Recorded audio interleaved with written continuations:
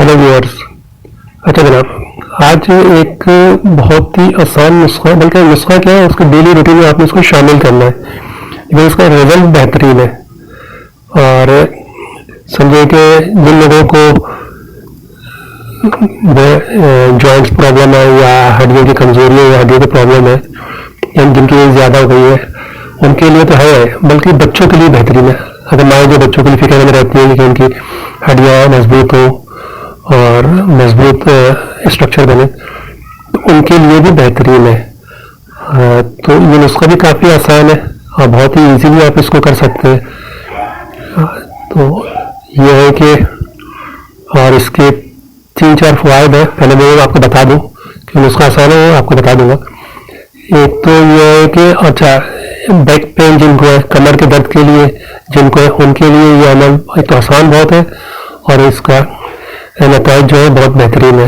यानी back pain के लिए, कमर के दर्द के लिए, और नी पेन जो है जिनको घुटनों के दर्द है, जॉइंट्स की प्रॉब्लम है, उनके लिए, और हड्डियों में भुरभुरापन की बीमारी होती है, इसमें हड्डियाँ काफ़ी कमजोर हो जाती हैं, मुरमुरी हो जाती है, उसकी रोकथाम के लिए भी है।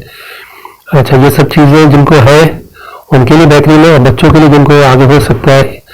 आजकल की आप ग़िज़ाएँ जानते हैं, आप किस किसी भी ग़िज़ाएँ हैं, कोल्ड ड्रिंक वगैरह का ज़्यादा इस्तेमाल, जंक फूड का इस्तेमाल, वैसे भी ये प्रॉब्लम बढ़ रही है। अगर मजे की बात यह है कि ये इन प्रॉब्लम का इलाज तो है, इसके साथ दो इसके जो है फ़वाइद और भी है, वो भी बेहतरीन है, और ये उनके लिए ज़्यादा अच्छा होगा जिनकी थोड़ी एज ज़्यादा हो गई है।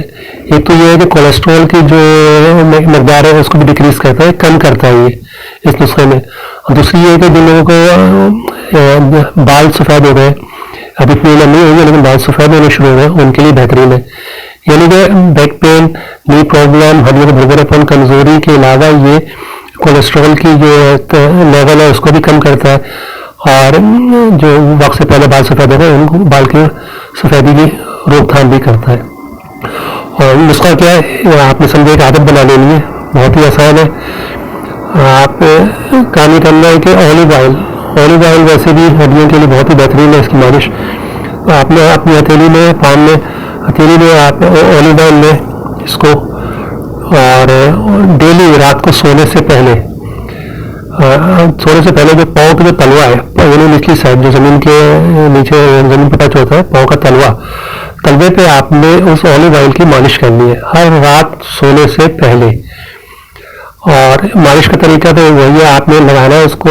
और दूसरी मालिश में एक चीज़ और कर लीजिएगा, एक तो अभी रिसर्च में ये भी पता चला है कि जो तलवे यहाँ पे कुछ पॉइंट्स होते हैं, मुख्तलिफ जितने भी जिस्म के पार्ट्स हैं और उनके वो पॉइंट होते हैं, तो उसको अगर आप प्रेशर दिया जाए, दबाया जाए, तो उन आज़ाओं के लिए बेहतरीन चीज़ होती है। जैसे कि दो घुटने, अंगूठे और बड़ी उंगली है, उसके बीच का जो पॉइंट है आँखों के लिए है, और तलवे के जो गहराई वाला हिस्सा है वो रीढ़ की हड्डी के लिए पॉइंट है।